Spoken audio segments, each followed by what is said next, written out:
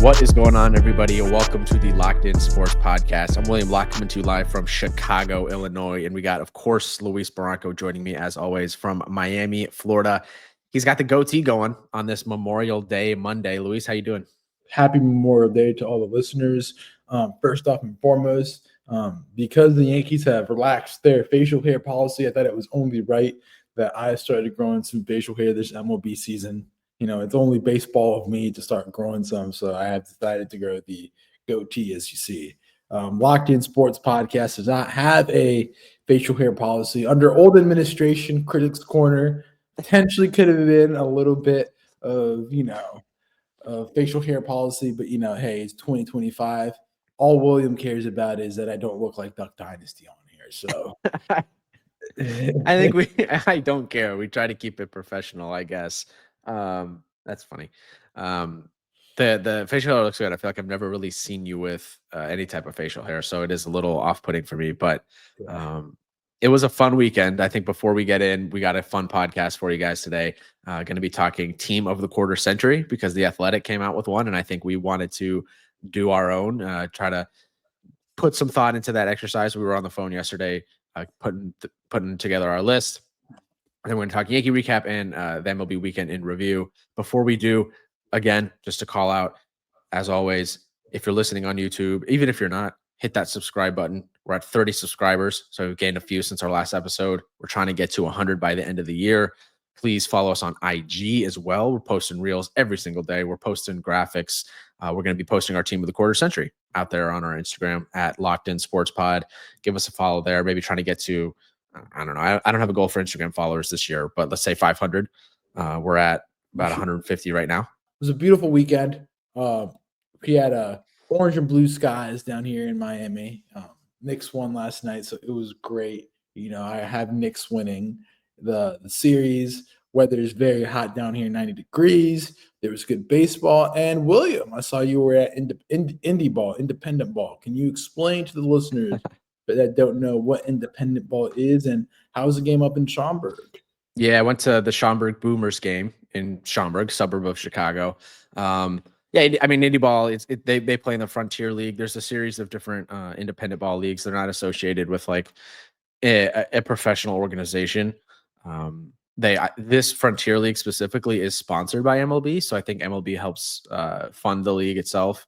But none of the teams are associated with like, they're not in the White Sox farm system or anything. They're their own thing, own entity. JC Escar was playing independent ball a few years ago. Jake Cousins actually played for the Schaumburg Boomers in 2019. So there is the pipeline, but like it's very rare for these guys to go on and make it to the majors. But yeah, I went to the game on Saturday. They played the Gateway Grizzlies, who are from outside St. Louis. Boomers won. I think it was 4-1. Fun game. I mean, it was. You could definitely, no offense to the dudes, you could tell the difference in quality after going to a bunch of major league games so far this year. We didn't see anything more than a single. It felt like, even if these guys were squaring the ball up, it wasn't going very far at all. I don't know if that has to do with the pitching velocity. Maybe the wind was blowing in, so that had something to do with it. The benches cleared in like the 5th inning. Guy got picked off, but the pickoff was well wide and went to the fence. And as the runner was sliding back, he was obviously on the ground. Seemed like the first baseman was standing over him a little bit too long, trying to get him to, be stuck at first. He eventually made it to second, got up, but he didn't seem too happy with it. So the bench is cleared. That was funny because I was talking before the game, like, oh, man, I want to see something crazy. I want to see the benches clear. I've never seen that happen before. And sure enough, they did. The Boomers won 4-1. It was right by a regional airport. So there were, a bunch of propeller planes flying literally right over the stadium as they landed throughout the entire game. They used to be called the Schaumburg Flyers, apparently. But yeah, it was fun. Saturday afternoon game, little chilly, of course, but interesting experience. We talked about the Bridgeport Bluefish, who are another independent team in Connecticut, out where I used to live, growing up outside New York City, and they're no longer in existence. So hopefully the Boomers stay in existence. I think they actually have 4 Frontier League championships. Yeah. So as much as you talk about independent baseball, I did do a little bit of research, and ironically enough, I was able to do some Googles. I had time, But when these independent baseball leagues that are affiliated, they're what we call, like, for example, where the Boomers play, they're MLB partner leagues. Mhm. So they have a better chance. The players actually get looked at by scouts, and they have scouts come out, and they have a better chance at making the majors. Some guys who did you I know your girlfriend, Kayla, she was I just talked to her like a couple minutes ago before pod. I wanted to mention, I was watching the documentary, and one of the guys, Cam Boozer, who now pitches for the White Sox, is also an alumni. Ricky Henderson and Jose Canseco played in the Atlantic Baseball League back in the day, Hmm. way back when. And supposedly, word on the street is that the best double A, well, not double A, but the best independent league baseball teams are to a double A standard. Hmm. So, yeah, Interesting. but yeah, I don't. it's a good different. I feel like it's a different feel, different ballpark feel. I feel like there's a lot more promotional stuff, and they're trying a lot of things out, like marketing wise, which I think would be interested in your perspective. Yeah, I mean, we had the Hawaiian. We went to the game where it was the Hawaiian T-shirt giveaway, and then I think last night was the drone show. So yeah, they basically do have to have something every single day to try to get people in the seats. It was pretty crowded. It was a family friendly environment. We actually were sitting on the third base side, and a group of a family sat right behind us, and immediately, I mean, within I think they had 5 or 6 kids. It was crazy. It was a big group. Within immediately sitting down, these kids started yelling and screaming ear piercingly loud, "Go Cubs, go." They just kept singing "Go Cubs, go" the second they sat down. And yeah, our ears were pierced. Luckily, they only made it 3 innings and then they got tired and left. That reminds me of when we went to the game against the Cardinals that we were sitting out in a left field with the Reds Cardinals game at Great American. Oh yeah. We had the fans chanting for Mr. Red and Rosie Red. Rosy red, yeah. Yeah, so that's iconic. My next question to you was, did you encounter any peanuts by these fans next to you? No, yeah, and for those that Whoa, don't know, I whoa. am allergic to peanuts, but I was not a peanut magnet at this game. Whoa, whoa, whoa. So the funniest thing is, so for context, guys, whenever we go to a baseball game, it's kind of funny. William's deathly allergic to nuts, all types of nuts. It just happens that whenever we go to a baseball game, the person next to us or the person behind us always is throwing peanut shells onto the ground. It happened at the World Baseball Classic. It happened in Boston. And then, it kind of puts like William, like, he says like a very colorful language in his mind. You could just tell by his facial expressions, like, oh, here we go again, like the GTA San Andreas meme. And Because I don't blame people for eating peanuts at a baseball game. Like, it's what you do. You get Cracker Jacks, you get peanuts, whatever. It's just it always happens right next to me. Not yet, not on Saturday though. So I got some luck. hey, maybe independent league is your calling. Maybe should. Maybe you're not ready to be a big leaguer. You're not ready to be in the big leaguer section yet. Maybe you're more of an indie ball guy. You know. I But guess. that wraps up the indie ball recap. So let's get down to the meat of the show today. I mean, I think the biggest article that's caused a stir in the past couple of days in Major League Baseball is the Athletics quarter century team. And this team is reviewing the past 25 years of baseball, and it explaining who made the team and who is the best players in the past 25 years in this 2000 century. And without further ado, William, you have the list. You can go ahead and reveal it. Yeah. So their team of the 21st century so far. Um, we're gonna list theirs, and then we'll go through ours. So their catcher Yadier Molina, first base Albert Pujols, second base Jose Altuve, third base Adrian Beltre, shortstop Derek Jeter, left field Barry Bonds, center field Mike Trout, right field Aaron Judge, DH David Ortiz, and then their starting rotation is Justin Verlander number 1, Kershaw number 2, Roy Halladay number 3, number 4, Max Scherzer, and number 5, Randy Johnson, with Mariano Rivera as the closer, of course. So, as I mentioned earlier, we spent some time on a call yesterday, working through our list, formulating our opinions, looking through the stats, analyzing the data, and I think our team is somewhat similar. We do have some key changes, and I think without further ado, we should get started.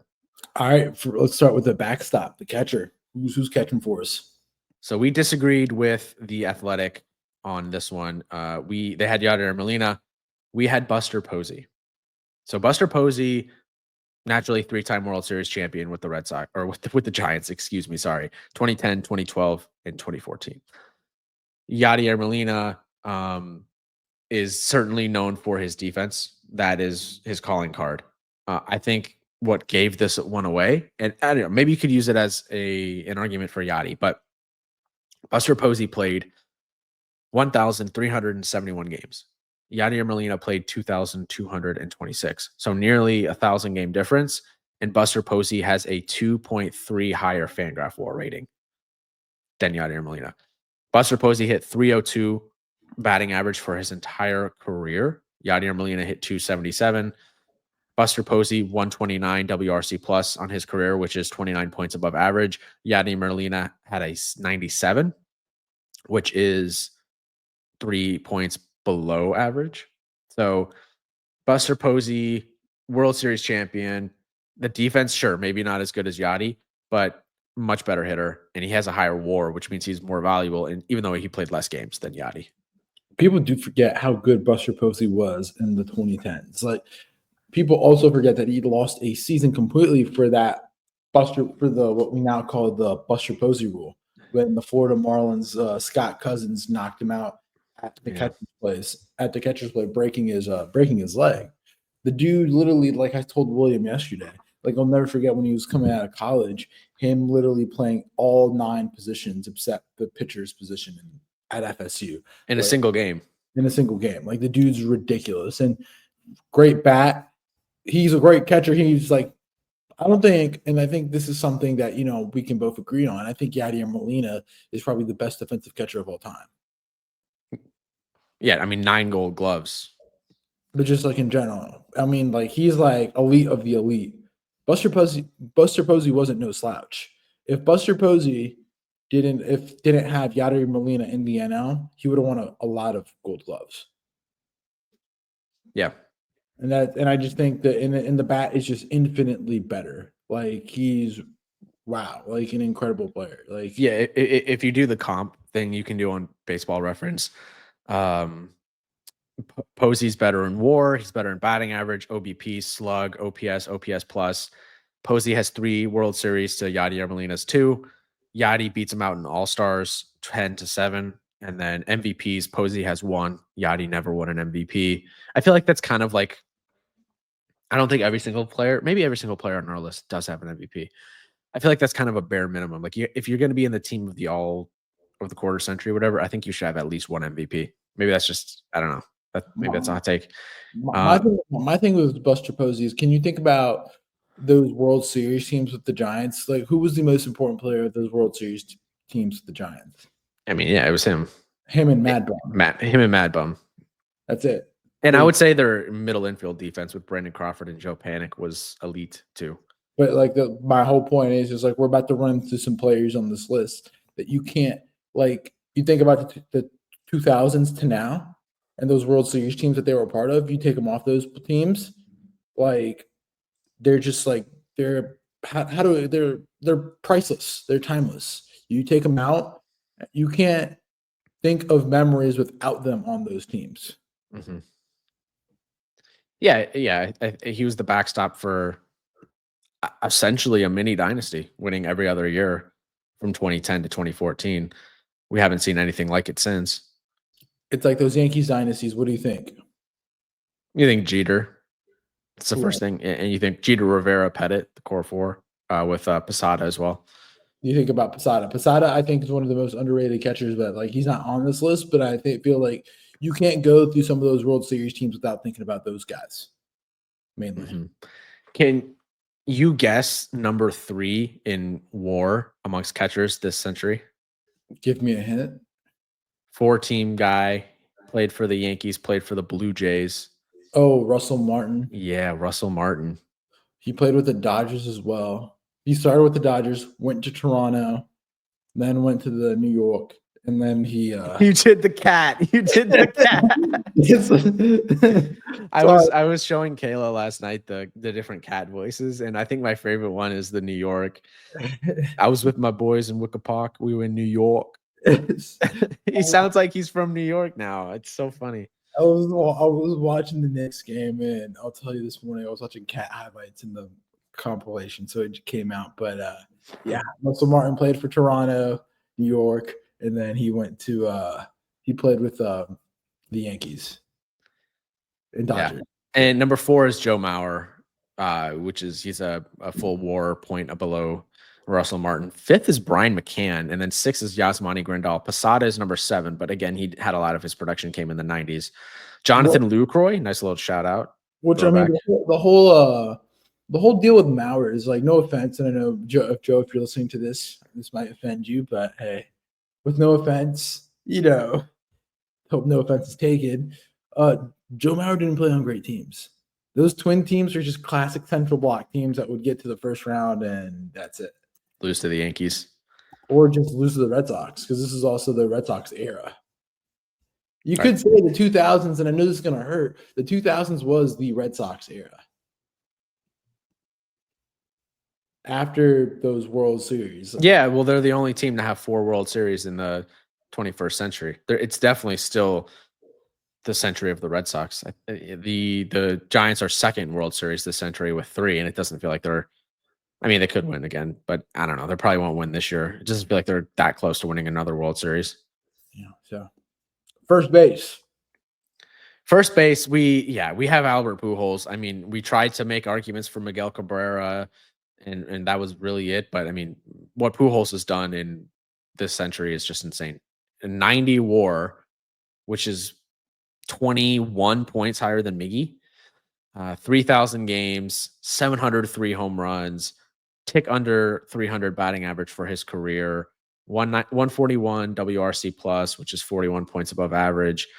Miggy's at a 139. And then if you do their full career, which I know Pujols, some of that extends into the 90s. I mean, Pujols wins in every single category except batting average and OBP. Now, Miggy made it one more All-Star team than Pujols did, but Pujols has 3 MVPs to Miggy's 2. Batting titles, Miggy has 4 to Pujols' 1. Gold gloves, Pujols has 2. Yeah, and Miggy does have that triple crown. Like I think Miggy, it was tough not putting him on this team, but I still think Pujols is clearly the better first baseman. Both are, in my book, first ballot Hall of Famers. But I think Pujols has to be the pick here. You couldn't have said it best. I have nothing else. I think Pujols, the stats speak for themselves. I mean, he's literally a machine. So Freddie Freeman's kind of getting there. He might surpass Miguel Cabrera in terms of WAR. We'll not get there. Like Miggy is a triple crown winner. Like you guys forget, like he won a batting title. Well, he didn't win the triple crown, but he did win the triple crown. He won the triple crown, yeah. He won the batting title, the home run, and the AL in 2012. Like nobody's gonna do that probably again. It'd be rare, or if they do, it's very rare. And also 500 home runs, 3,174 hits. That is ballistic numbers. Averaging 306, no. Don't put Freddie Freeman in a category. Like there's Pujols and Cabrera. Cabrera's like right under, and then there's like, it's like the car washes. Like you go to a car wash, and Freddie Freeman's like the car wash right after basic. Like it gives you the nice tire shine. Miguel Cabrera is everything but the wax. And Albert Pujols is the wax, the tire shine, everything. Like his numbers are ridiculous. And for the longevity that he did it, he was playing early 2000s and he played all the way till pre-pandemic. Incredible statistic. Yeah. My question to you is, can Aaron Judge have the first triple crown since Miguel Cabrera this year? Why not? If he's healthy. Look at the numbers right now. I'm just saying, if he's healthy, I don't. The only person that could come close to him would probably be Cal Raleigh in home runs. Yeah, potentially, and then RBIs. I mean, it just depends. I mean, right now, I don't see Rafi Devers with the RBIs. I see that slowing down because I don't think that Red Sox offense is going to get on base. And then average, like he's going to win by a landslide. So it's the only really RBI leaders. And the thing with Kyle Raleigh is like he plays in Seattle. Seattle is ridiculous to play in. Looking at the numbers right now, Judge is second in RBIs in the American League, one behind Devers. Like you said, I'm not sure if Devers is going to be able to keep that up for the whole year. Home runs, Judge has 18. Second place is Cal Raleigh right now with 17. Like you said, I don't expect Cal Raleigh to be able to hang for a full season with Aaron Judge when it comes to home runs. And then batting average, Judge is 47 points above Jacob Wilson as things stand on May 26th for the American League lead in batting average. So it's early, it's only May 26th, but I do think a triple crown is in the works this year for Aaron Judge. And we have not seen one since 2012, Miguel Cabrera. Before that, it was 1967, Carl Yastrzemski. So this is an incredibly rare feat, and Aaron Judge has a legit chance to do it this season. I'm excited to see if he can get it. Wow. That is ridiculous. Second base, Dustin Pedroia. Can we talk about Mr. Dustin Pedroia? This dude is an absolute, like when I think about the Red Sox dynasty, I think about Pedro Martinez, David Ortiz, but I think about Dustin Pedroia. Unfortunate due to the injuries that he doesn't play enough games, but this dude's resume has an AL MVP, a Rookie of the Year. He won the Rookie of the Year in 07 and in 08. He was the MVP, 4-time Gold Glover, Silver Slugger, 2-time World Series champion in 07 and 13, and 4-time All-Star. Like, incredible statistical player. When you look at second base, the only other guys you could think of is Altuve, but when you compare Altuve and Pedroia was a way better defender, and yeah, Altuve may be the better hitter, but that's asterisks, if you know what I mean. Yeah, there's I think this is probably going to be a controversial pick for some. The Athletic, they had Altuve, and if you look at the numbers in terms of hitting, he's leading amongst Utley, Altuve, and Pedroia. He's got the most plate appearances, the most hits, most stolen bases, best batting average, best slugging percentage, best OPS plus. Pedroia, the only category he's leading in terms of raw numbers is OBP with a 365, and Utley is actually winning in WAR with a 64.6 WAR versus 52.5 for Altuve, 51.9 for Pedroia. But what Pedroia is really strong in is the accolades. 3 championships. Altuve has 2, 1 with an asterisk, and Utley has 1. Pedroia is a full-time All-Star. And most importantly, I think the reason we did not choose Chase Utley in this list is he doesn't have an MVP. Altuve has an MVP. That one, again, has an asterisk. Dustin Pedroia won an MVP. Dustin Pedroia, 4-time Gold Glove winner, which is the most among these 3 guys. I just think he was – I know number 2 for me would probably be Altuve. Number 3 would be Utley. Altuve is great, and if he didn't have the whole saga, the cheating scandal, and it hasn't been confirmed that he participated, whatever. You're biased. You have some biases. That whatever sound a little biased. Yeah, I think the main point, Chase Utley's resume was not like, yes, numbers wise they are impressive, but he doesn't have the World Series and the MVP and the Gold Gloves that a Pedroia has. And when you look at Altuve, yes, Altuve is probably the best hitter out of the 3. But, like, I'm going off moments, too. Like, Dustin Pedroia had so many moments. Like, you think about the Red Sox dynasty era, you had all those games where Pedroia did plays that, like, he just always made the right play and made big plays. It's like Curt Schilling with the bloody sock. And I know you remember it growing up, like, Dustin Pedroia, you hate him. Like, he's in your top 5, like, hated Red Sox. Like him, Pedro, I would say Curt Schilling.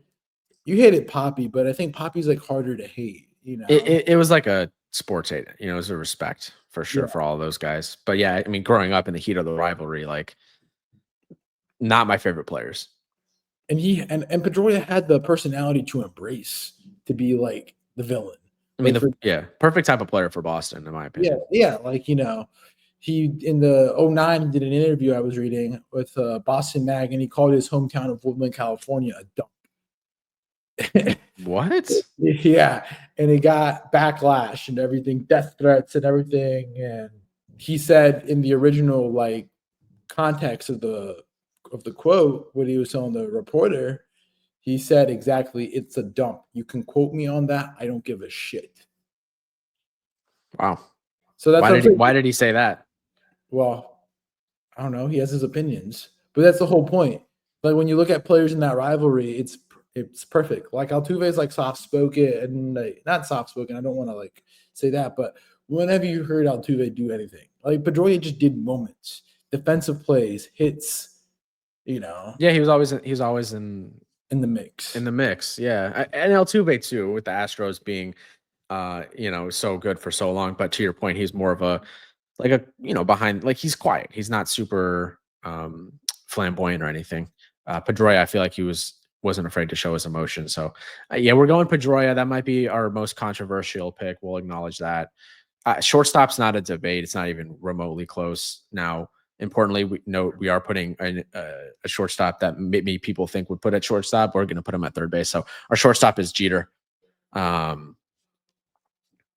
Yeah, Derek Sanderson Jeter, the all important captain of the New York Yankees. He received 396 out of 397 of Hall of Fame votes in 2020. 5-time World Champion winner, 14-time All Star. He yes. won. Just noting that three of those World Series came in the 90s. He won in 2009, 2009 in the 21st century. MVP in 2000 for the World Series, 5-time Gold Glove, 5-time Silver Slugger, 2-time Hank Aaron Award, Roberto Clemente, Monument Park honoree. Like this dude has completed baseball. You know, when you look at players that completed baseball and kept on playing after the fact, like after he had all that, he was just completing side quests, like as we would like to say. When it hitting for 3,000 hits, that was a side quest. Like Derek Jeter is probably the best shortstop in our generation And people think he's overrated. because he's a Yankee. I never want to hear Francisco Lindor put in this conversation. I'm sorry. Because Derek Jeter has won at the highest level and he is the captain. 310 Not, career hitter, batting not average. only does he compose himself on the field, but off the field. Off the field, he is an incredible human being, as we saw with the Roberto Clemente Award, and the way he handles his personal and public affairs were impeccable. Yeah, he knows how to handle the media. He had a 307 batting average in the 21st century. 53.6 WAR is actually lower than Lindor's 56.3. But yeah, I don't know. Come on, we're not putting Francisco Lindor above Derek Jeter in this list. Lindor's had a great career. Don't get me wrong, but it's Derek Jeter. That's the pick here. Third base, we went with Alex Rodriguez because he played the bulk of his 21st century at third base. It was only like 2 or 3 seasons with Texas where he was at shortstop. And then when you look at the numbers, the Athletic had Adrian Beltre, great defensive third baseman, Hall of Famer now. But Rodriguez has got him beat in WAR, all the major hitting categories, stolen bases, home runs. It's A-Rod as the pick here. Beltre, though, underrated all time. When it comes down to A-Rod, I think the biggest thing that people are going to ask A-Rod for is the A-Rod, the persona, and A-Rod, the PED guy.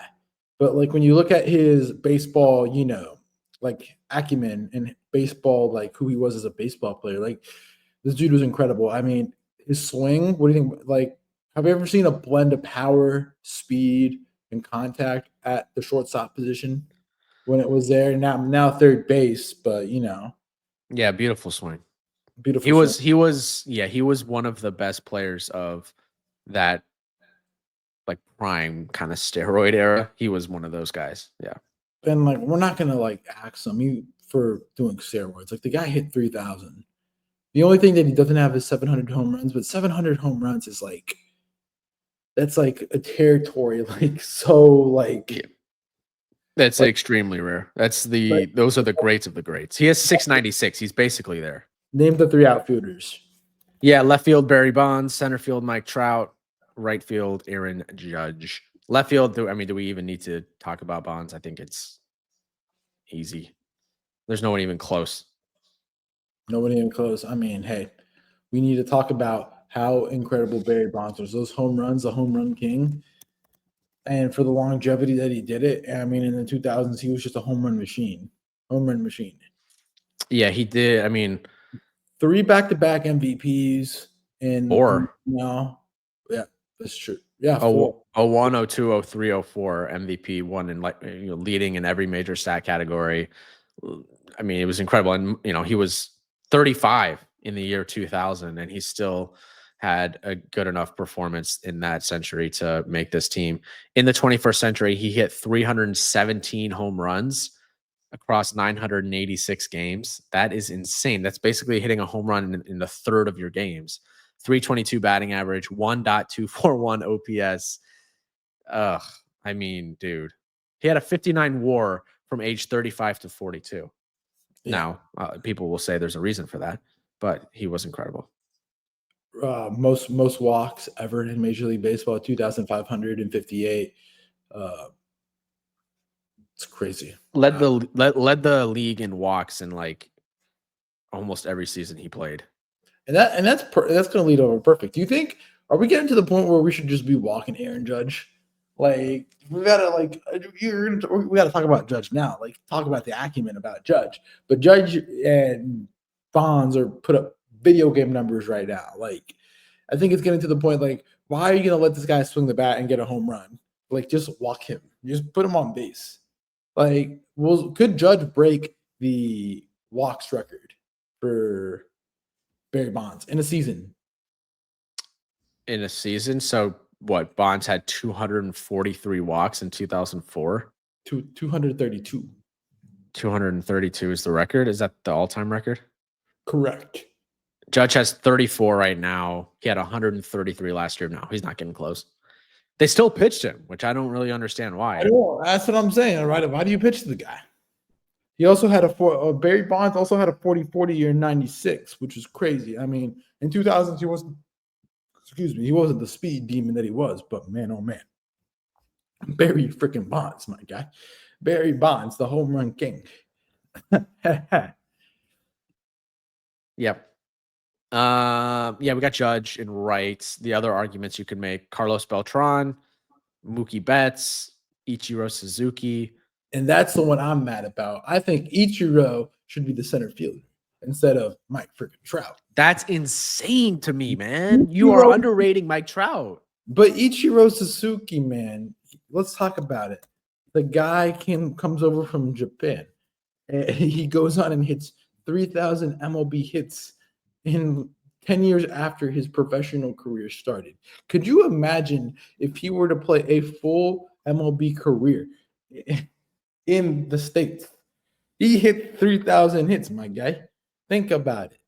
Just think about it. The guy won 7-time All-Star. No, excuse me, that was an MVP. He was a 10-time MLB All-Star, Rookie of the Year, and MVP in the same year in 2001.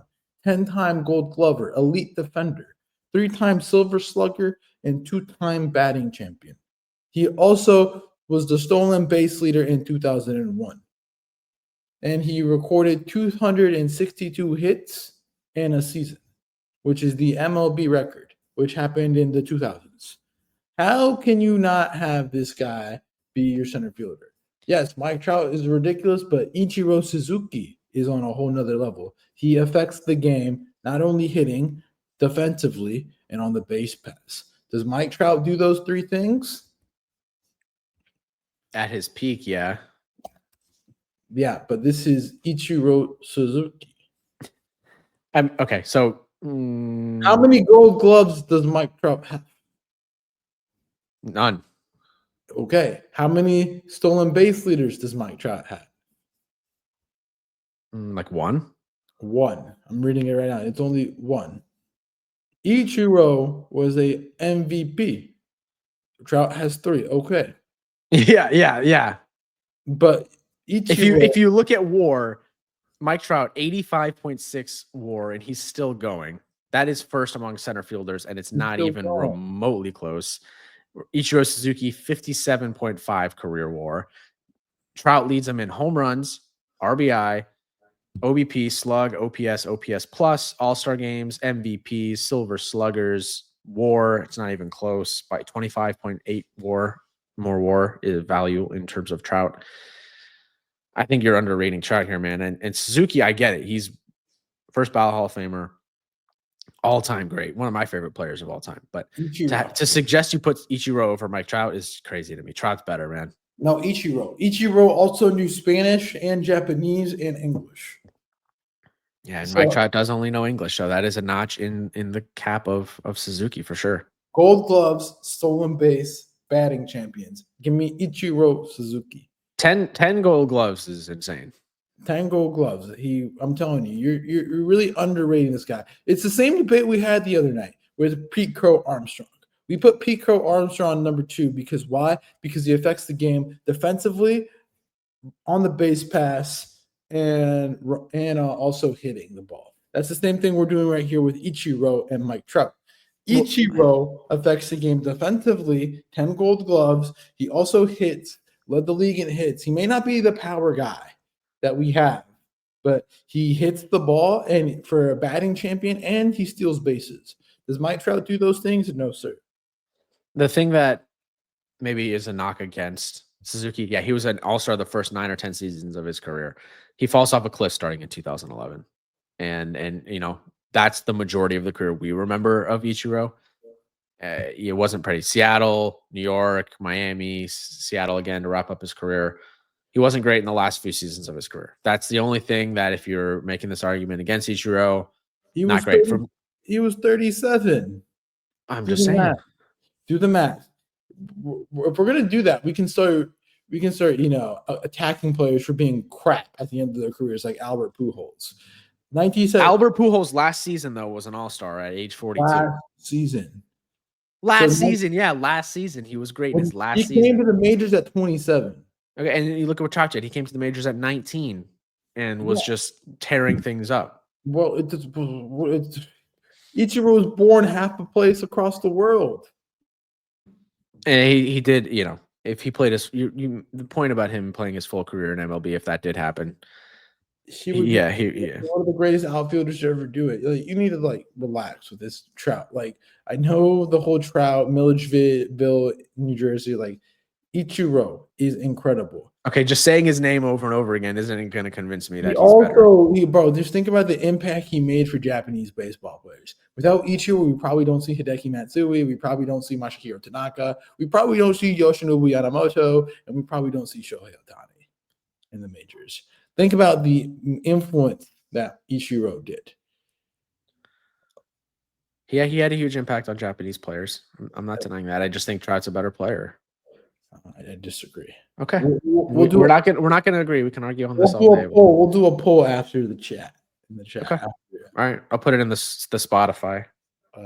DH David Ortiz. I think that's without knowledge. I think you can't say DH without David Ortiz. Yeah, it's David Ortiz. He's the best DH of all time. And then we put a utility spot. The Athletic didn't, but we had to put Ohtani in this team somehow. It would feel criminal not to have him on this all-century team. So utility is going to be Ohtani because he can pitch for us, and he, of course, can hit for us as the DH. But, yeah, David Ortiz is the best DH of our generation. Now, interestingly enough, best DH of all time, Stanton is creeping up on Ortiz in terms of all-time WAR, 102 less home runs, stands at 429 homers. I'll be curious to see if he can get to 500. Stanton might be a Hall of Famer, I think. We'll talk about Stanton later in the podcast. Okay. Pitchers. Talk about it.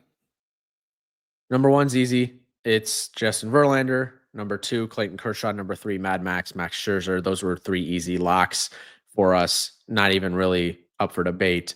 And then at 4, we went with Pedro Martinez because it kind of felt criminal not to have Pedro Martinez included in an all-century team. And then at number 5, we have Roy Halladay.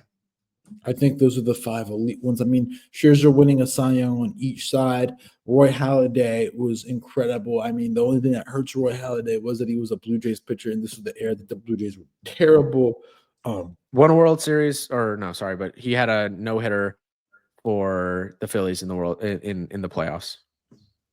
You also have Justin Verlander. Verlander was great in Houston, Detroit, San Francisco now, and he just a lot of longevity with him. Multiple Cy Youngs with Justin Verlander. Why are you saying it like that? I don't know why I'm saying Justin Verlander. And then you also have Pedro Martinez. Pedro Martinez was the best pitcher in that Red Sox rotation. He was kind of the guy that kind of set the trains back on the track for those early 2000s Red Sox teams. And, without Pedro, you don't get to the World Series.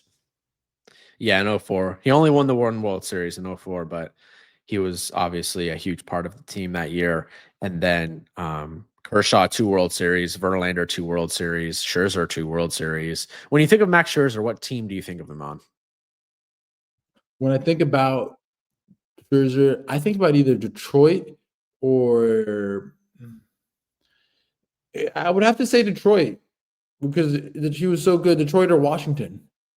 I think for me, it's Washington. He did most of his damage with the Nationals. He did win that Cy Young in 2013 with Detroit. But if you look at his years in Washington, I think that was his peak. I mean, he got there in 2015 at age 30, finished 5th in Cy Young voting. And then in 2016 and 2017, he won back-to-back Cy Youngs, followed up with a 3rd place finish in Cy Young in 2018 and a 2nd place finish in 2018 and a 3rd place finish in 2019 as the Cy Young. That is an elite run by Scherzer. I would more so say Washington because he won the World Series with Washington. And he won the World Series, yeah. I think he was probably his best, though, pitching in Washington. He was an all-star every single season he was there except in 2020, which was obviously the one year that they did not have the all-star game. So, yeah, I mean, that run was elite. And unfortunately, he's injured right now. I don't think he's come back since his first start. He's 40. Verlander's still kicking right now with the Giants. He's actually been decent, 4.33 ERA this year. He's 42. Kershaw still pitching with the Dodgers. He's had 2 starts, pitched 6 innings, and has a 7.50 ERA. 37. Kershaw's 37. It feels like he's been like old for a long time. He's 35 in 2023, made the All-Star team. And then, obviously Roy Halladay unfortunately passed away, and Pedro is retired now. He's a Hall of Famer. So. Relievers quickly, because I feel like we got to get to the Yankees in 60 Yankees review. Yeah, relievers were easy. We got Mariano Rivera as our number 1 closer. Number 2, we got Aroldis Chapman, believe it or not, and then number 3, we went with Kenley Jansen. Yeah, Kenley Jansen's still kicking it. Mariano the Sandman, and then you also have Chapman. I mean, we got to watch Chapman live, and that dude just throws bullets out of his arm. He hit 103 this week against, I think it was the Mets, just like crazy. And he's never had any injuries, really. No major arm injuries for a guy that big. Super impressive player. Knock on wood. But yeah, that's the quarter century team. What do you think, all in all, William? What do you think about the quarter century of baseball? I think it was an interesting article by The Athletic, interesting idea. Gave us something to talk about on the podcast. So I think it's cool. And it's good to look back at some of these guys and think about their careers.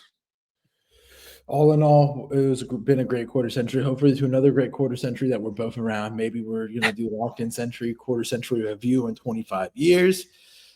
Let's talk about Yankees weekend review. I mean, as we always do on this podcast, we have a resident Yankee fan aficionado, William.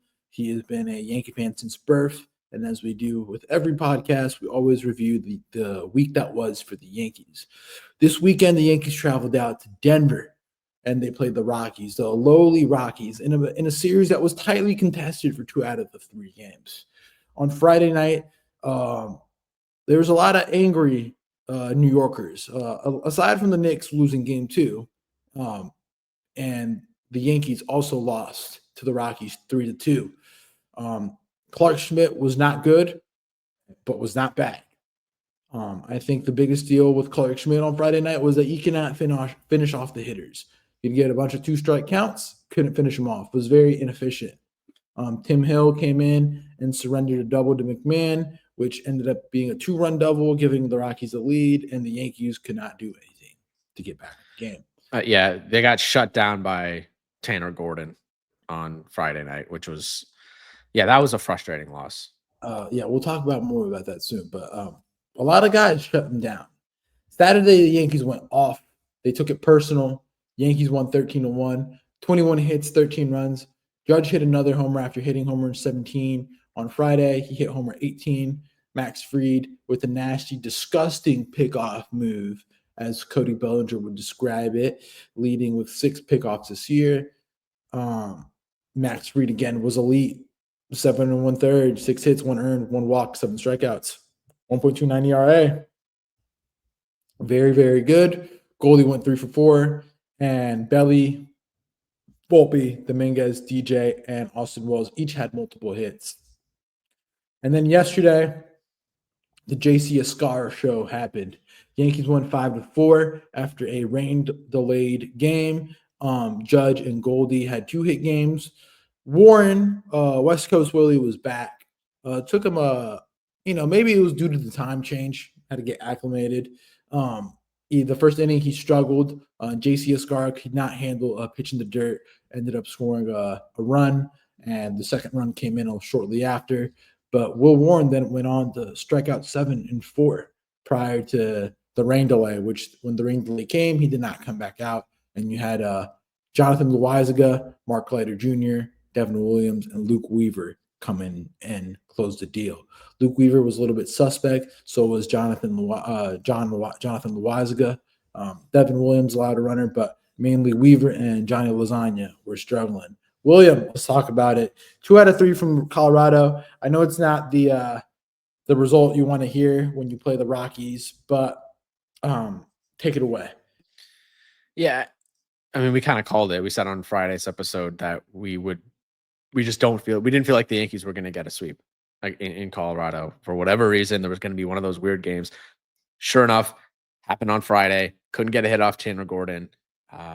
Could not get the bats going, which was basically 2 straight games that they couldn't get the bats going because they only scored that 1 run on Thursday against the Rangers.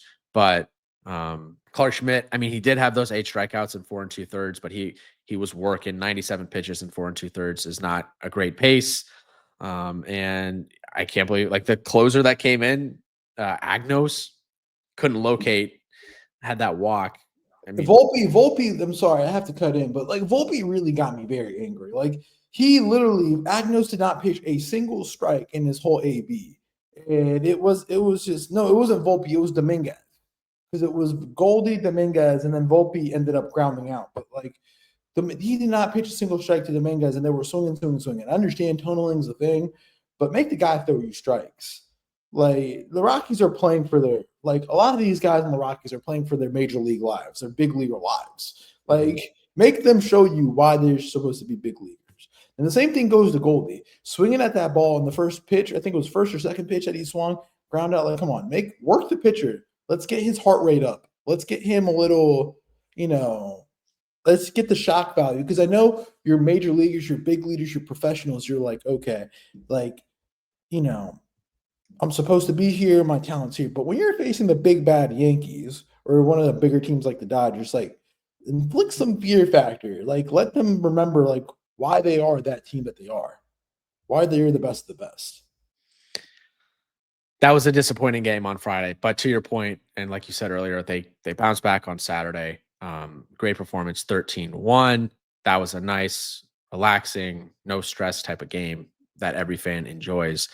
Max Fried leads MLB with 6 pickoffs this season. That is crazy. His move is nasty.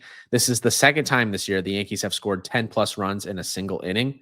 The other time was against the Padres on May 5th. First time in Yankees history they've scored 10-plus in an inning twice in a season. The other time they did that was 2009. We know what happened that year. And it's the 4th time this season every Yankee hitter in the starting lineup has got at least 1 hit. If you look at their numbers right now, statistically. They're third in average, first in OBP, first in OPS, second in runs, first in home runs, and then 18th in stolen bases. Starting pitching ERA is down to 7th in the league, which is crazy. Fried, has obviously held a lot of that down. He has the lowest ERA by a Yankee pitcher over his first 11 starts of the season since earned runs became an official stat in 1913. Dude has been incredible, worth every penny. We've talked about it a lot already. Lowest ERA in the sport right now. So things are going great. They won Sunday, ugly rain delay and closer than I would have liked, but whatever. They got the win. That's all that matters. And now I'm looking at this division. Red Sox, tough weekend against Baltimore, which we'll get to. The Rays coming off a sweep, but Yankees are 6 ahead of the second place team in the American League East right now. And it's like, it's almost June. I mean, are we getting to the point where this thing could be wrapped up pretty soon based on what we've seen from the other teams? And some of them are struggling with injury. Some of them have just stunk so far this season, like Baltimore. I mean, could the Yankees just run away with this thing in June and July? Hey, potentially. I mean, Boston just lost Bregman, and they're saying it's going to be similar to his 21 quad injury, which I know you have watched a lot of Boston. I've seen a lot of Boston. Boston outside, like I said earlier, outside of Duran and Devers, that lineup really doesn't scare me. There's not much to that lineup. They don't produce much out of that lineup. I know you have Willard Bray, who started out red hot and everything, but I'm not really like, with it. Regardless, Toronto's Toronto. They're just going to be 500. Baltimore stinks, and Tampa's just going to be the same thing. So I think this division may be over at this point. But I think the biggest question we have, and I want to ask you, is I think we have to talk about. I think we may have a catching dilemma between Austin Wells and JC Escara. JC Escara, I've seen the past 2 games. Saw him yesterday, and I saw the game on Thursday. He's an elite defender back there. Like, he makes great framing. He handles the ball well in the dirt. I like him more defensively than Austin Wells. And when you look at the stats right now, he went 3 for 4 yesterday. He's hitting 244 right now. And Austin Wells is hitting 209. And then, go ahead. In the month of May, Escara in 24 plate appearances, which is a small sample size, but he's hitting 316 with an 838 OPS. Exactly. JC Escara also has a 352 OBP. Wells 278. The only thing that Wells hasn't beat is slugging. But OPS, JC Escara is 752 to 724. OPS plus 115 to 103. And this is with more at-bats for Wells. But when you look about defense being placed at such a premium by this edition of the Yankees team, I think we're going to see in a world now that we're going to see a lot more of, and they were talking about it in the telecast, where Aaron Boone is now matching pitchers to catchers. I know some teams do it, but I think we're going to see it a lot more where we're going to see JC Escara get pitched up with Carlos Rodon, which been great. They've been great together. I think we're going to see that a lot more. And this is what I ask you. Is that the way that they're supposed to go? Like, if you're the manager, do you want to go that direction, or do you want to get Wells more, get that warm, fuzzy feeling again?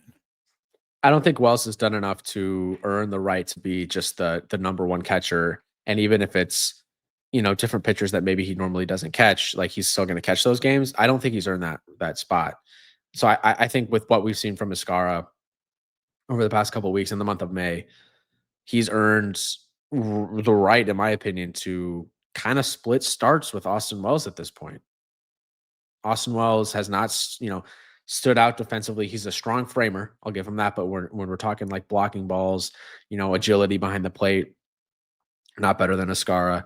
The bat hasn't been where we would have liked it to have been at this point. He does have 8 home runs on the season, but he's hitting 209. And, catcher is one of those positions that you definitely prioritize defense over hitting. So maybe we don't need to look at the hitting stats as much, but Yeah, I don't think Wells has separated himself from Mascara. I mean, I feel like we've kind of talked about it a lot on some of these episodes throughout the season, talking about the Yankees. Like, man, I really like what I've seen from Mascara. Like every week, it's kind of like these Mascara starts have been pretty good. Had the walk-off hit against the Padres a couple weeks ago. I would be okay if they just start splitting reps. Yeah, I think that's what we're going to in the future. Um, Next thing, a couple notes I want to bring up before we wrap this up because I think we didn't learn much about the Yankees this weekend. Again, Colorado stinks.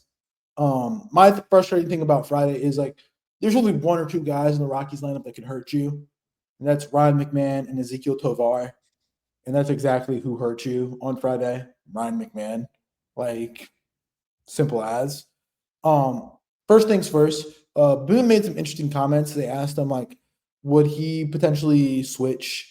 And I'm paraphrasing, switch between Weaver and Williams because Williams has been pitching pretty well out of the pen. He's saying that reports came out this weekend that he's adjusting well to New York. He's living in Manhattan. He's enjoying in his free time going to museums and everything. That he's finally like it's been a culture shock from Milwaukee, and he's finally doing that transition. That they asked Boone if they would switch back closure and setup, and he said, "We'll see." What do you think about that? Well, Weaver gave up the home run yesterday, and Williams has been pretty lights out. They might switch again. I wouldn't be shocked if we see Williams. And I'm kind of glad that Boone has been more open this year to kind of flop around that role. I feel like he gave Williams a somewhat of a leash, but it was a pretty quick leash to pull him out of that closer role. You had to at that point. But like I just think of last year where Clay Holmes led the league in blown saves until like August, and then they finally made the switch with Luke Weaver. I would appreciate it if Boone just said, "All right, we're doing this. We're making the switch again." Like that's kind of the cutthroat nature that we've been waiting to see for him. You would want you want the switch back. You wouldn't mind the switch back. I would. I think Weaver hasn't done anything to lose the job. And I mean, yesterday's home run. I mean, Weaver's bound to have a bad outing. Like when was the last bad Weaver outing this season? We haven't had one. The Padres game. Okay, yeah, but it wasn't like a save situation, like a blow up. Like he lost the game. Still, he lost the game. Okay, but I don't think Weaver has done anything. I think Weaver is like your de facto closer. I don't think has it locked up. I think it's good. It is a good problem to have, though. It is. It's a good problem to have options. Everybody likes having options, but then you just make your decision 10 times harder. But so you wouldn't mind. That's the whole moral of the story. I wouldn't mind. They've both been. Obviously, Weaver's had the better season, but Williams has been strong in the month of May for the most part. So could go either way. I'm not married to either. I want to win games. And to your point, like Luke Weaver has not done anything to lose the closer role since he's been in it. Absolutely right on that. It got shaky last night, I will say. It got nerve-wracking last night. I was gaming last night and I had the game on and I was like, what's going on? Like, but next thing too, Giancarlo's advancing to have a live BP now. How do you feel about that? And for 2 weeks of live BP, and then they asked Boone if he would need a rehab assignment, and they mentioned also Ketel Marte, which in Ketel Marte they asked him to do a rehab assignment and he declined. So we could see Giancarlo in the next 2 weeks. Yeah, and Ben Rice has kind of come back down to earth. So I think I don't know what happens with Ben Rice at that point. I think it's more of a Peraza Vivas situation. Who's not making it? Like who gets cut from the team? Yeah, who goes demote? Who goes down? What about Pablo Reyes? Pablo Reyes is still on the roster? Yeah, he doesn't have any options. Oh well, DFA Pablo Reyes. That's probably what it would be. So, but what do you think, man? Like, what do you think about the Giancarlo coming back in the next 2 weeks? I mean, that's going to be welcome for sure. Look at what Ben Rice has been doing. 213 average in May, only 2 homers. OPS is down to 705. We could have predicted that. He was having a down month. The exit velos are still strong. So he's still, I still think he's going to play a factor on this roster this year. But they'll have a decision to make, and obviously Giancarlo can only play DH, and Goldie's not moving off first base, so now you got two good catchers. Or does Rice learn how to play third base? I mean, it'll be interesting to see what happens. I mean, they're playing defense at a premium. You have Jazz also coming back. Jazz posted on his Instagram that he's taking swings. Like in 2 weeks, the Yankees could be back fully functional. Luis Heel also, they're saying Luis Heel could be thrown off the mound here real soon too. They said that last week, in a week or two. Like mid-June, it could be a month of a lot of wheels turning for the Yankees.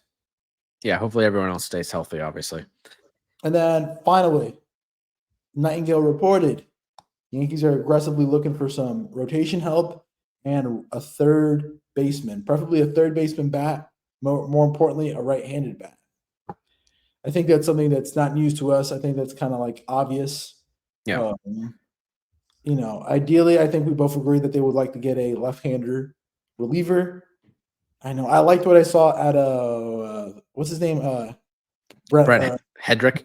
I like what I saw, but we need to shut down left-hander. Guys I've seen floated on Yankee Twitter: Keegan Aiken, Gregory Soto, and Garrett Clevenger. He's a righty. He's good. Oh, that's Mike Clevenger. Yeah. What do you think about those guys? Yeah, I that's fine. We need bullpen help, lefty bullpen help. That's fine. I say you keep Soto away with the 10-foot pole from this team. Keep Gregory Soto away from a 10-foot pole. That's a guy that has struggled with command. Yeah, would you want to see him in the playoffs pitching for you guys? Probably not. Probably not. I think you would lose your head. You'd be saying DFA, DFA, DFA. DFA. But regardless, the season, great weekend, rate the weekend.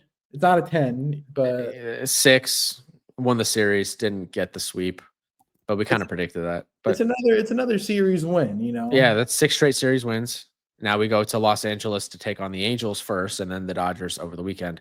Angels series, I got the probables. We got your Ryan Yarbrough versus Jack Kohanowitz tonight, late night. Tomorrow, Tuesday, we got Carlos Rodon versus Tyler Anderson, and then Wednesday, Clark Schmidt versus UC Kikuchi. Yeah, and then we'll get Fried and Will Warren on the weekend. Yeah, on Friday against the Dodgers, Max Fried versus Tony Gonsolin. Saturday, Will Warren versus Logan Knack. And Sunday, Ryan Yarbrough versus Yoshinobu Yamamoto on Sunday Night Baseball. What's your prediction for the Angels series? I'm taking 2 out of 3. Angels are red hot. Bullpen's a little tax. I can see them. They're going to need a start from Yarbrough tonight. Hopefully, Yarbrough can give you 6 or 7 because the bullpen's really taxed. I mean, you used Williams. You used Williams. You used Weaver. And it wasn't like 5-10 pitch. It was like 20 pitch outings from both of them. You used both of them. Mark Leiter was used and Johnny Loizaga. So you're only really down to De Los Santos, Brett Henrik, and who else? That's it. You don't have anybody else. Tim Hill. You have your 2 lefties and De Los Santos, and who else? That's really it. So you're gonna need some outings tonight. You're gonna need a Yarbrough masterclass. Yeah, that's the one thing that was definitely a negative about the Rocky series is you wish you could have rested the bullpen a little bit more than they did, having to use your high leverage guys for. I mean, Weaver was 21 pitches. Williams was 28 and Leiter was 21 yesterday with Loizaga going 24. Those guys are all out of the picture tonight. So to your point, we do need a big start from Ryan Yarbrough on Monday.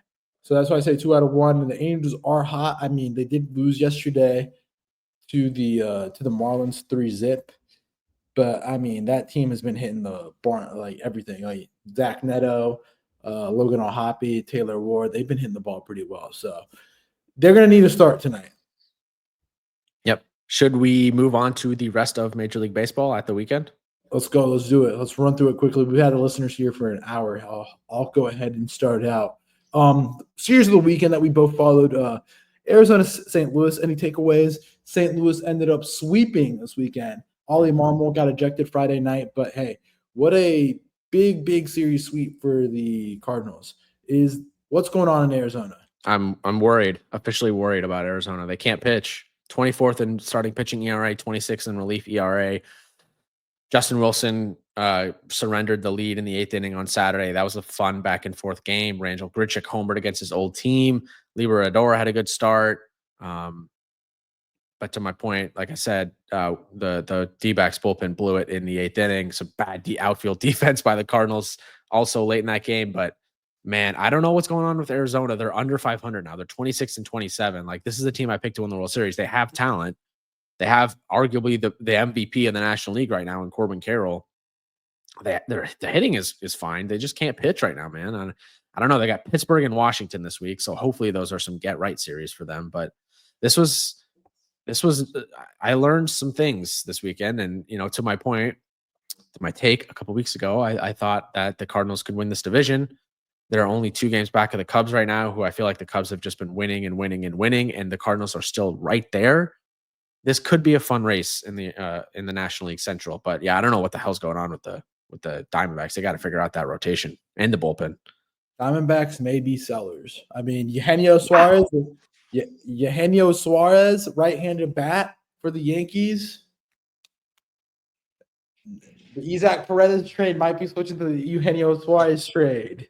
Right-handed third baseman, only do $15 million, no contract next year, purely a rental. I think that might be a move that they do. It would be just stunned if they go out and sign Corbin Burns and then they're sellers. They can still make the Wild. But let's look at the team, man. They have a bunch of young guys in the minor league system for one. They have Jordan Lawler, who just came up. They have Tommy Troy also. Ketel Marte is pretty much penciled into your second. You need to open up holes in that infield. Gerardo Perdomo is playing great, but you're going to have to open up holes, one. And then the NL is a murderer's row, as we talked about. We talked about the Braves struggling. We're talking about how they probably might need to be sellers or staying put at the deadline. And we also talked about the NL West and how good the NL West is. That, they may be digging themselves too big of a hole to come out. And when you look at the Cardinals being better than expected and the Cardinals may being better and being ahead in the race, that's tough. D-backs are 4 back in the wild card right now in the National League, behind the Cardinals, who own the 3rd wild card spot in the National League. Right now, the wild card teams are the Mets, Giants, Padres. Padres and Cardinals are tied for the last wild card spot, actually.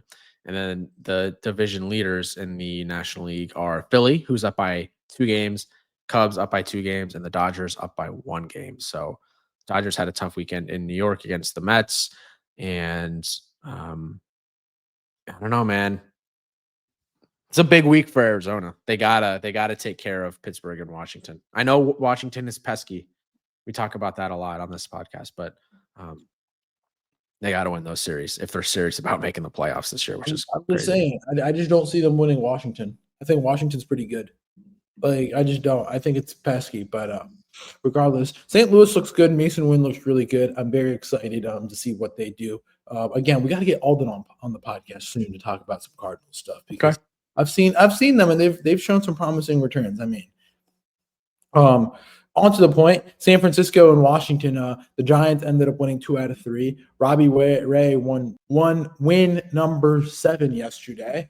Ryan Walker nearly blew it, but Giants keep on winning. James Wood hit homer 13 on Saturday, and if it wasn't for Jake Urban performance, it would be a sweep for the Giants. Very good weekend for them. Let's go to Minnesota.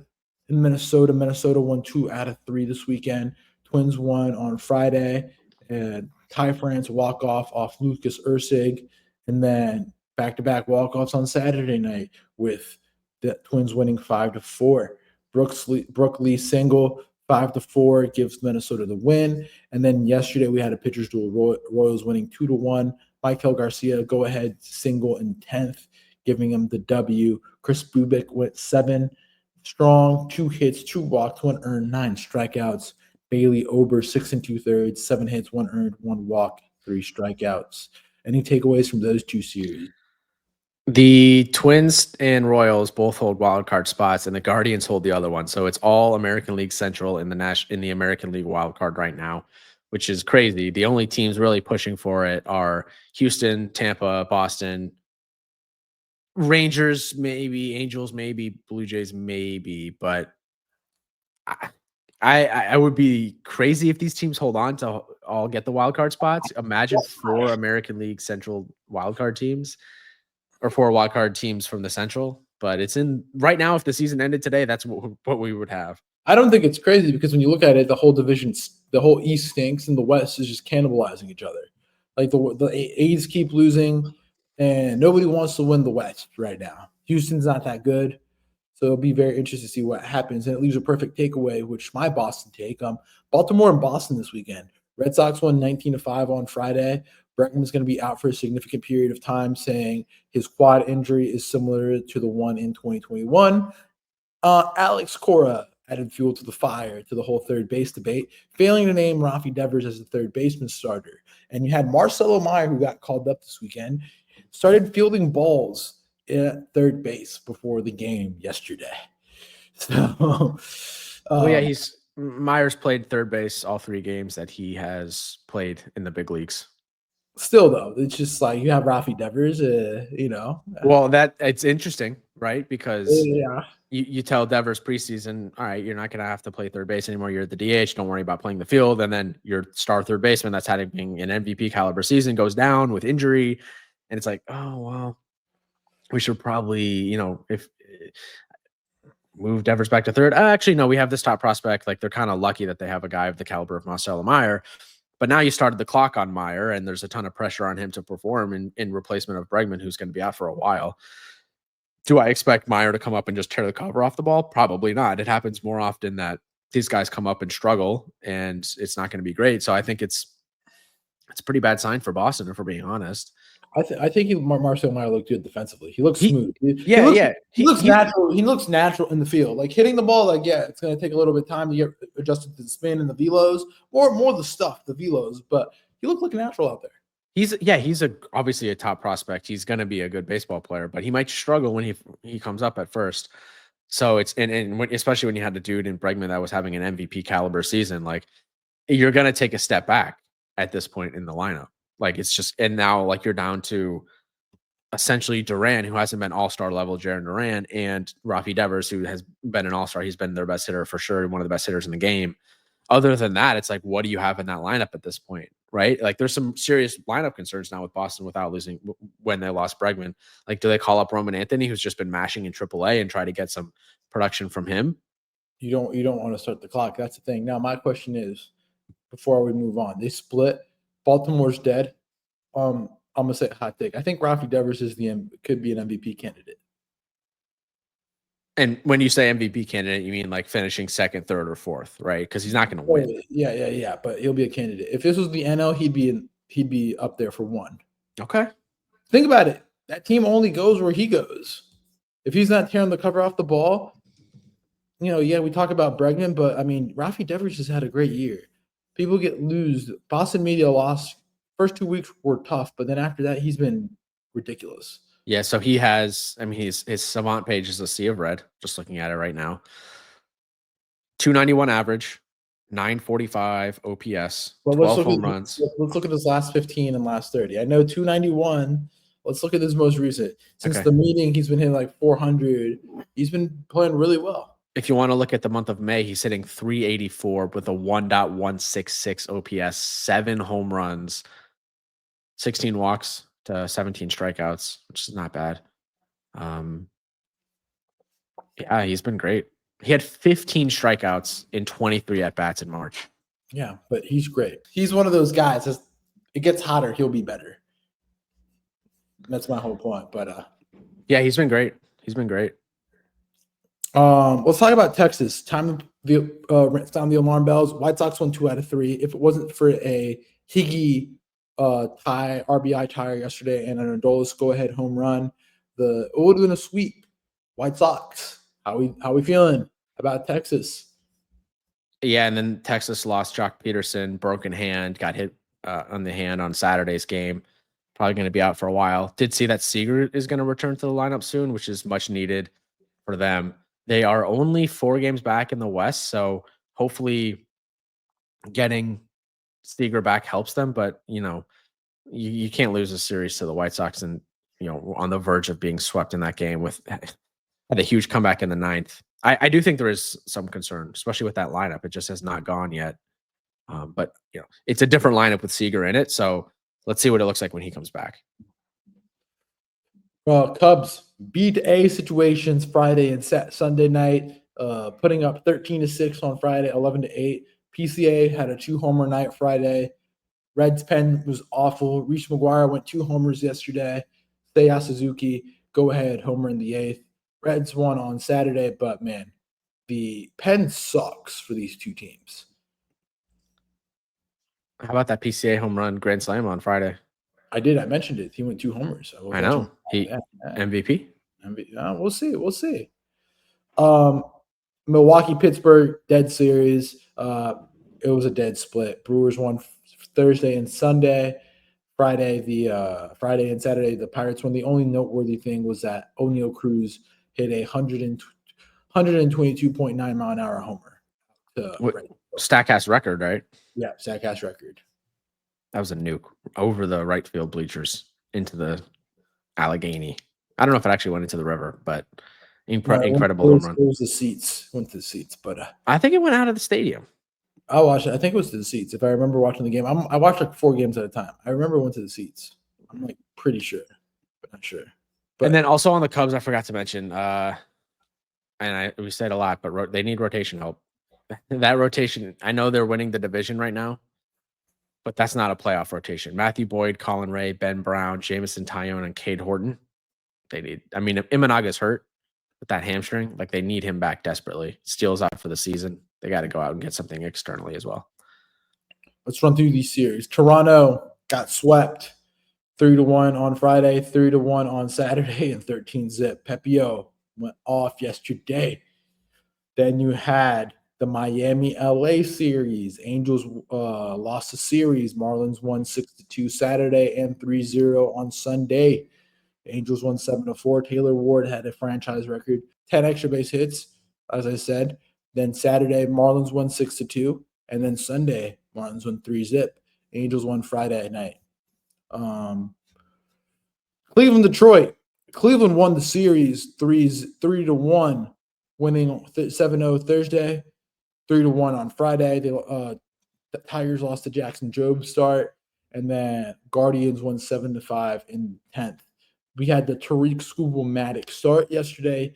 Skubal was electric, probably the best outing out of the whole year. 9 innings pitched, 2 hits, 13 strikeouts, 94 pitches, hitting over 100 miles an hour on the gun to finish out the game. It was one of the best starts of all time. 9 innings, only 94 pitches, 13 strikeouts, no walks. It's like a modern era Greg Maddux type start. And, he's more obviously power than the finesse starter that Greg Maddux was. That was incredible. He's down to a 2.49 ERA on the season. The Tigers needed that one to avoid a sweep of Cleveland at home. So good win for them. Houston played Seattle this weekend. Houston won Thursday. Then we had the Friday game, which was very good, a very good Friday game. The Friday game was a very, very quality game where Seattle won Friday, Houston won Saturday, and then Houston won again yesterday. So Houston ended up winning the series 3-1. Again, the AL West is going nowhere. San Diego went to Atlanta. The Padres ended up winning the series. This series is littered with bad baseball. Eli White, bad base running blunder to finish out the game on Friday. Padres won 2-1. Acuna went yard in his first pitch in the first AV off Nick Pivetta on 93, 94 mile an hour fastball in the zone, like center cut. Saturday, Braves won 7-1. Padres lost Michael King due to shoulder inflammation, 15-day IL. Bad for me. And Acuna went yard again. Arcia got DFA'd. And then yesterday, a tough start for Atlanta. Ozzie Albies with a dumb base running blunder in the second. He tried to extend the triple, hit off the wall, the brick out in right field, but it was only enough for a double. Padres won 5-3. Cronenworth, Sheets, and Machado went yard. Dylan Cease returned home to Georgia. 5 innings pitched, 6 hits, 3 earned, 8 strikeouts, 1 walk. Any takeaway from those two series? Might be time to write off the Braves. They just aren't playing good baseball. They haven't been able to put it together. I know Acuna's back, and that makes the lineup look a lot different. With the 2 home runs on the weekend, electric performance, but the rest of the lineup did not step up, especially on Friday. They only scored that 1 run. I don't know. The pitching is fine, but they're very young in the rotation. And now you go to Philly for 3. That's going to be a really tough series. Philly's on fire right now. And then you go Boston and Arizona, not slouches. Mm-hmm. I know we were questioning those teams a little bit earlier, but they're not easy wins. You're not playing Colorado, Washington. They had those series a couple weeks ago when they played Washington. They played, I had another easy win, another easy series that they didn't really take care of business the way that they should have. And, they're still 2 games under 500. That NL is loaded. I don't know if we're going to see the Braves in the playoffs. It's looking less and less likely. What did I say last week? Clip it up. Load up the Drake, as they would say. Philadelphia, Sacramento. Philadelphia won the series 2-1. Friday, Phillies won 4-3. Zach Wheeler, 6 2/3, 3 hits, 2 walks, 8 strikeouts. Then on Saturday, Schwarber hit another bomba, another homer, 18. Phillies won 9-6 and 11. Max Kepler homered off Mason Miller in the 9th to tie it. And then Brandon Marsh with the defensive throwout with the runner attempting to score on a sac fly in the 10th. And that's 9 straight wins for the Phillies to that point, and 11 straight. But 11 straight losses for the Athletics. But the A's came back on Sunday, and Jacob Wilson hit a leadoff homer. Luzardo allowed 3 in the first inning, and it was a tight game. Phillies clawed their way back. It was very interesting. Miguel Andujar and Mark Kotze got ejected for balls and strikes, which I sent William the zone with the pitches, and it was quite funny seeing Mark Kotze walk from the dugout all the way to left field to the clubhouse. Yeah. Because the clubhouse is not there. And then thereafter, Lawrence Butler hit a triple to tie the game, and he later scored a go-ahead run. And then finally, the last game of the weekend, you had the LA Dodgers travel to Queens. The Dodgers won 7-5 in 13 innings on Friday in a rain-delayed game. Then Saturday, the Mets came back. And then the Mets won yesterday 3-1. Kodai Senga gave you 5 in the third, 1 earned, 4 walks, and 5 strikeouts. And then Shohei pitched to live hitters prior to the game. William, what do you think about this? Yeah, I don't know. It was interesting. Mets got it done. I don't really have much of a take. Both of these teams will be good. Yeah. I just wanted to also say this, William. I'm sending you this picture over the chat. These pictures over the chat. On the Marcelo Meyer thing, did you see the video? Did I see the video of what? That he lost his keys and he had to get driven from Worcester to Boston. Yeah, he lost his keys for like a couple of weeks, right? His car was sitting in the parking lot of the stadium. Yeah, why don't people have spare keys? And he's also a professional baseball player. I feel like he could have gotten the dealership to send him a new key. Some people are frugal, but I was watching the game yesterday and I thought Marcelo Meyer looks like Vincent Chase from Entourage. Like, go look at what I sent you in the chat. I think Marcelo Meyer looks like Vincent Chase from Entourage. Yeah, he does. Yeah, I'm telling you. Adrian Griner? Yeah, Vincent Chase, the main character of Entourage. I see it. Yep, you see it. There you go. And that is the week that was in baseball. William, any takeaways? Stop, please. Stop. Please stop. It was a good weekend. Now I'm ready for this podcast to be over because you keep talking like that. Why? We're just adding comedic humor to this podcast. Oh my God. All right. That's it. We'll be back on Thursday. Yankee recap, again, Angel series recap. Luis, thanks. Hopefully everyone has a good Memorial Day. I'm going to go enjoy my Memorial Day. And yeah, Luis, thanks as always. You got anything else before we get out? Again, make sure to follow us on Instagram, X, follow the Substack, YouTube, Locke'd In Sports. And again, take today to the chance to think about what Memorial Day actually stands for. It's mourning and honoring those who have died in the line of duty. So please make sure you guys think of those and thank those that have served us. They give us our freedom to allow us to do this podcast and do a lot of our civil liberties that we're allowed to do in this nation that many other countries are not allowed to do. So thank you to those who have served and that those have given up their life and sacrifice in the line of duty. Thank you. It's a good note to end on. I echo all of those points. Thank you guys for listening to this episode. We'll be back on Thursday, like I said. Until then, we'll catch you guys next time. Peace out.